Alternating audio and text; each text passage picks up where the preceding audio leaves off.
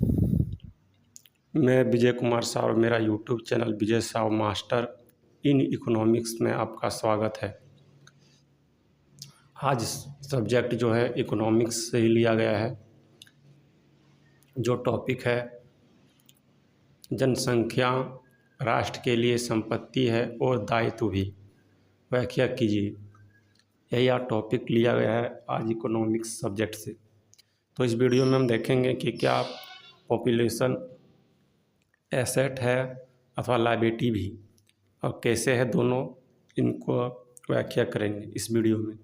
तो चलिए देर न करते हुए शुरू करते हैं।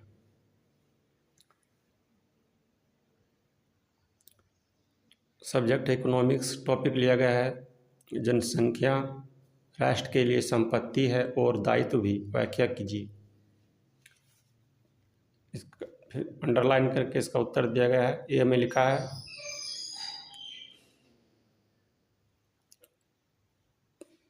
नंबर ए में है जनसंख्या संपत्ति के रूप में।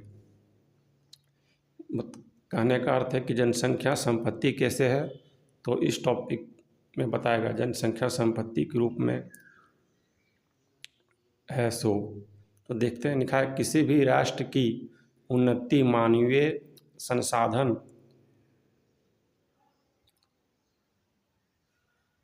संगठित करने की क्षमता पर निर्भर करता है। किसी भी राष्ट्र की उन्नति जो है सो मानवीय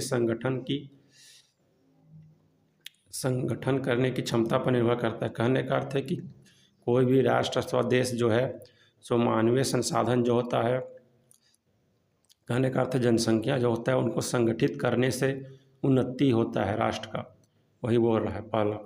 आगे देखते हैं, फिर लिखा है निस्संदेह किसी भी देश में जनशक्ति संसाधन राष्ट्र की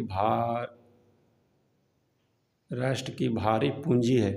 बोल रहा है कि निस्संदेह ही किसी भी देश में जनसंख्या जो है सो राष्ट्र की, मतलब देश की एक महत्वपूर्ण पूंजी होता है तथा कैपिटल होता है। आगे देख फिर लिखा है इसलिए जनसंख्या एक संपत्ति है। फिर बोल रहा है इसलिए जनसंख्या एक संपत्ति है क्योंकि जनसंख्या की उन्नति जो है जनसंख्या की संगठन शक्ति पर निर्भर करती है। और बोल रहा है कि राष्ट्रीय जनसंख्या जो है वह राष्ट्र के लिए एक संपत्ति होती है, इसलिए जनसंख्या एक संपत्ति है।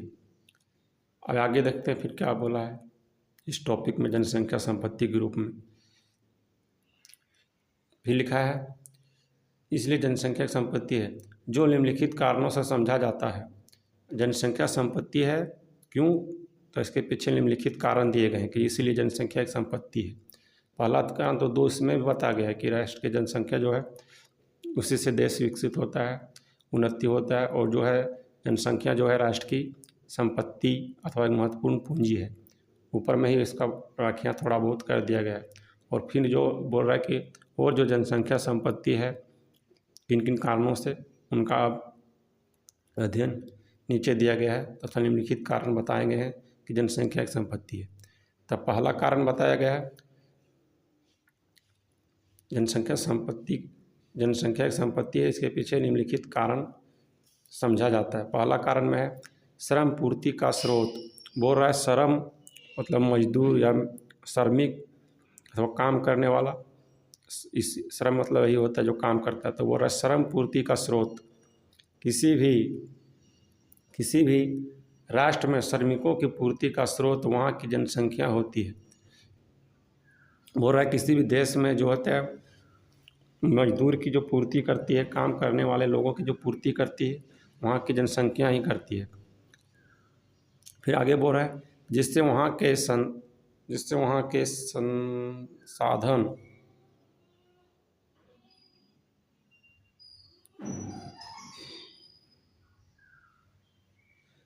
जिससे वहाँ के साधनों का प्रयोग उचित प्रकार से होता है तथा कृषि और उद्योगों की प्रगति होता है। बोल रहा है किसी भी राष्ट्र में जो होता है सो जनसंख्या ही श्रम का एकमात्र स्रोत होता है, जिनकी पूर्ति से कृषि और उद्योग भी विकसित होता है, क्योंकि जनसंख्या ही अपनी मेहनत से कृषि और उद्योग को बढ़ावा देता है। तो इसीलिए पहला कारण बताया गया श्रम पूर्ति का स्रोत। जनसंख्या जो है सो श्रम का पूर्ति करता है, मजदूरों की पूर्ति करता है।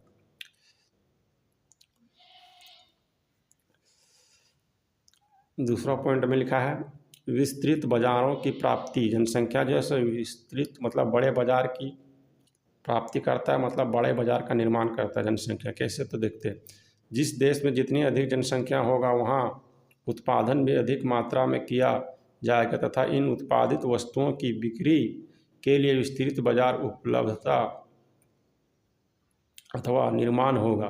बोल रहा है कि जिस देश में अधिक जनसंख्या होगा वहाँ का उत्पादन भी अधिक किया जाएगा वहाँ पर, और उन उत्पादनों को बेचने के लिए बाज़ारों का विस्तार होगा। तो इसलिए जनसंख्या बाज़ारों का विस्तार करने में अथवा बाज़ारों का फैलावा करने में महत्वपूर्ण होता है।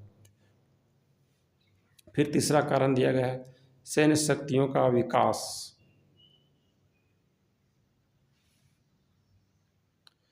इसमें लिखा है प्रत्येक देश की सुरक्षा के लिए पर्याप्त सैन्य शक्ति की आवश्यकता होती है। इस दृष्टि से भी जनसंख्या एक संपत्ति सिद्ध होता है।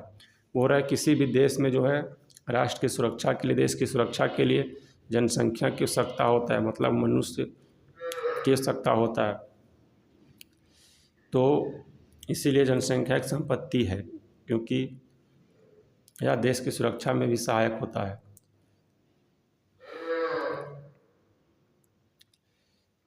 इन्हीं कारणों से जनसंख्या संपत्ति है।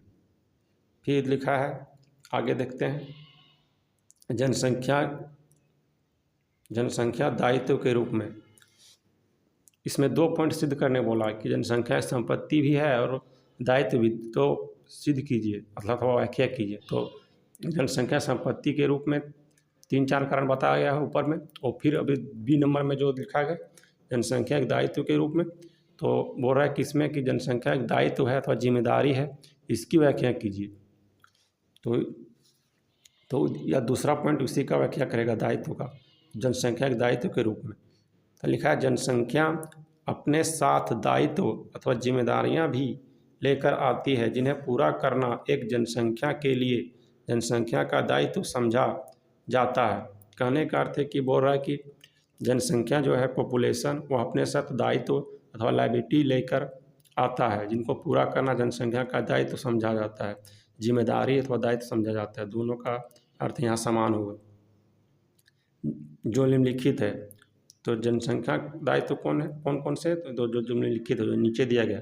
पहला है जनसंख्या दायित्व, भोजन का दायित्व, आवास का दायित्व, रोजगार का दायित्व, स्वास्थ्य का दायित्व, शिक्षा का दायित्व। फिर यातायात अथवा वाहनों का दायित्व, और आगे लिखा है प्रशासन की स्थापना। पूरा नहीं लिखा गया, लेकिन प्रशासन की स्थापना करना भी जनसंख्या का दायित्व के अंतर्गत आता है, क्योंकि प्रशासन नहीं होगा तो देश में कोई नियम कानून नहीं होगा जो देश को सुरक्षित रूप से चला सकता है। ये सभी जनसंख्या का दायित्व है, और जनसंख्या के साथ ये स्वयं आ जाता है ये सभी दायित्व। इसलिए जनसंख्या एक संपत्ति भी है और दायित्व भी, इस वीडियो से साबित होता है। तो आज के लिए इतना है। वीडियो देखने के लिए धन्यवाद, और मेरे चैनल को जरूर से जरूर सब्सक्राइब कर लें।